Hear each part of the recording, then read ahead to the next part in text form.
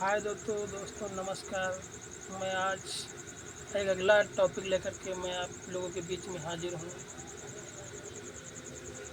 मेरे दलित समाज के आज 100 में से 90 लोगों को यही नहीं पता है कि हमारी भारत में हितैषी हमदर्द पार्टियाँ भारत में कौन कौन से हैं। बीएसपी है तो सबको पता है, इसके अलावा कौन सी सबसे हमदर्द पार्टी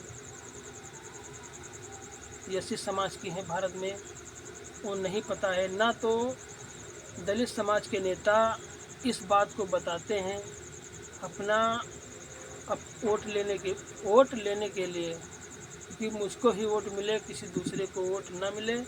ये बात कभी नहीं बताते हैं कि भारत में दूसरी भी एक पार्टी है जो दलितों की हितैषी है, और एक पार्टी भारत में एक ऐसी भी है जो दलितों की सबसे बड़ी दुश्मन है दोस्तों।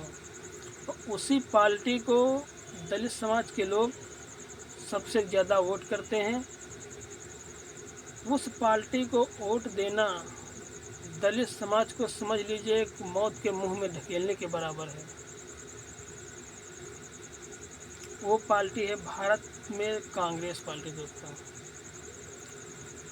और दलित समाज के नेता सबसे ज़्यादा समर्थन कांग्रेस पार्टी को करते हैं। तो कांग्रेस पार्टी ने जो दलितों के साथ भारत में किया है वो किसी बहुजन नेता ने आज तक नहीं बताया होगा आप लोगों को। दोस्तों, बीएसपी पार्टी वो हमारी पार्टी है, हमारे समाज की पार्टी है। उसकी राष्ट्रीय अध्यक्ष बहन कुमारी मायावती जी हैं। मगर एक पार्टी है भारत में बीजेपी पार्टी, वो भी दलितों की हितैषी ही एक पार्टी है।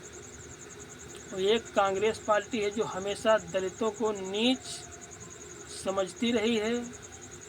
आज से नहीं, जब से बाबा साहब के भी ज़माने में कांग्रेस ने बाबा साहब को कभी भी देखना भी पसंद नहीं किया, बाबा साहब को कांग्रेस पार्टी ने। मगर ये बात हमारे समाज के नेता कभी नहीं बताते हैं दलित भाई बहनों को कि आप लोगों के साथ कांग्रेस पार्टी ने क्या क्या किया है। और कांग्रेस पार्टी को ही वोट देते हैं दलित समाज के लोग। और बीजेपी की तो हर दलित समाज विरोध करता है।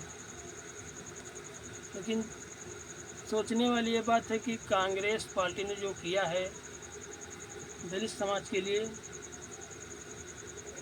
उसको कोई नहीं बताता है। मैं आज आप लोगों को बता रहा हूँ दोस्तों।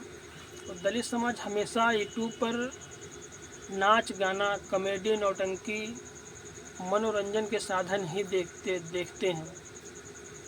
अपने भविष्य, अपने इतिहास को देखने की कोशिश यूट्यूब पर या सोशल किसी भी साइट पर नहीं देखने की कोशिश करते हैं। आजकल के जो युवा हैं उन्हें तो हमेशा नाच गाना ही पसंद है, और वोट करेंगे कांग्रेस पार्टी को, बीजेपी की हमेशा बुराई करेंगे। बाबा साहब जब भारत रत्न देने की बात आई तो कांग्रेस पार्टी ने नहीं दिया। तो बाबा साहब की तस्वीर को सांसद भवन में भी कांग्रेस पार्टी ने नहीं लगाया। जब बीजेपी समर्थित पार्टी बनी केंद्र में, तब बाबा साहब की फ़ोटो संसद में लगी जाकर के। तो बाबा साहब को भारत रत्न बीजेपी की ही सरकार ने दिया था। कांग्रेस पार्टी ने बाबा साहब को चुनाव हराने के लिए पंडित जवाहरलाल नेहरू ने बाबा साहब के करीबी को चुनाव मैदान में उतारकर सावरकर को बाबा साहब के खिलाफ पंडित जवाहरलाल नेहरू ने तीन बार रैलियां की और बाबा साहब को हरा भी दिया। संविधान सभा में भी बाबा साहब को शामिल नहीं करना चाहते थे पंडित जवाहरलाल नेहरू। तो इस बात को दलित समाज को समझना होगा। एक बात एक क्लियर है, समझ लीजिए दोस्तों, जब तक हिंदू है हिंदुस्तान में तब तक ये संविधान जिंदा है।